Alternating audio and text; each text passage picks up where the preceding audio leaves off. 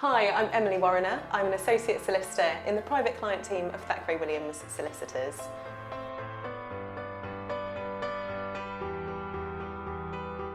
The probate process is the procedure by which a person's assets and debts are dealt with after they die.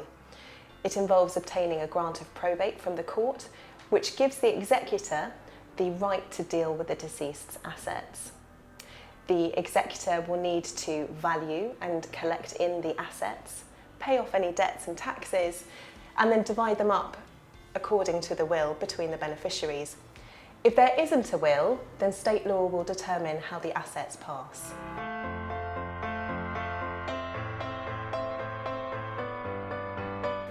Generally speaking, individual assets worth over about £20,000 to £25,000 will need a grant of probate to be dealt with.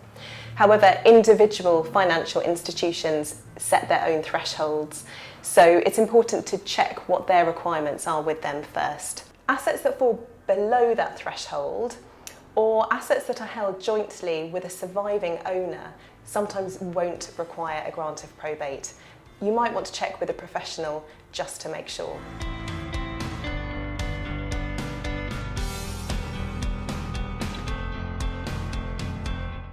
To obtain a grant of probate, the executor must first determine whether or not there's any inheritance tax to pay.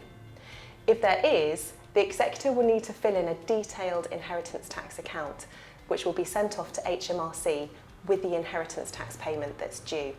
Once they've done this, then they can apply for the grant of probate from the court. They'll complete the application and then they'll send the court application off with the original will and a payment to the court. The probate registry will check the application, and if they're happy with it, they'll issue the grant of probate. If there isn't a will, then they'll issue instead a grant of letters of administration, and that's the document that gives the executor or administrator the ability to deal with the deceased's estate. Some of the common mistakes include failing to keep proper records, dividing the assets up amongst the beneficiaries too soon, and paying the wrong amount of inheritance tax. To avoid that, it's really important for the executor through the administration process to make sure they're keeping detailed records, and also to make sure that they are following legal requirements and deadlines throughout. To make sure that they're paying the right amount of tax, the asset valuations that they obtain at the outset are absolutely crucial. And it might be that they want to take professional advice, perhaps from the deceased independent financial advisor or a solicitor, to make sure that they've got accurate valuations.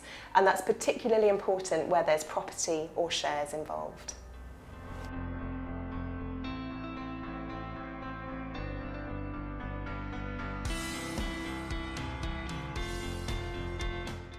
Generally speaking, it takes about 6 to 9 months to administer an estate in straightforward cases.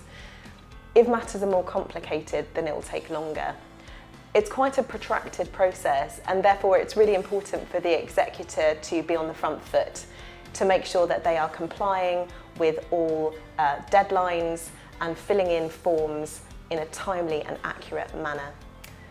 It's important to note that there are some aspects of the administration process that just simply can't be expedited, and that's because they rely on the court backlogs, and also there are some legal deadlines and requirements that need to be kept to.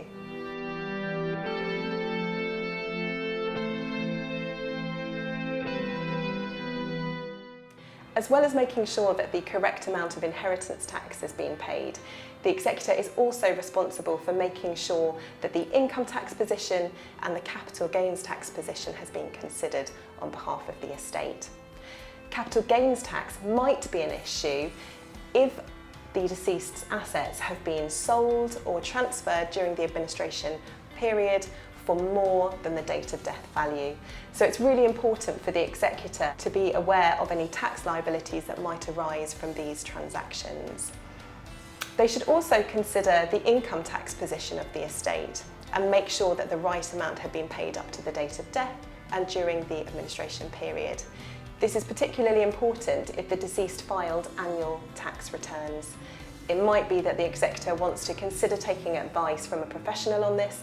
Perhaps the deceased had an accountant they were already using, or they might want to come to a solicitor for help to make sure that all of the legal requirements and applicable tax laws and regulations are being followed.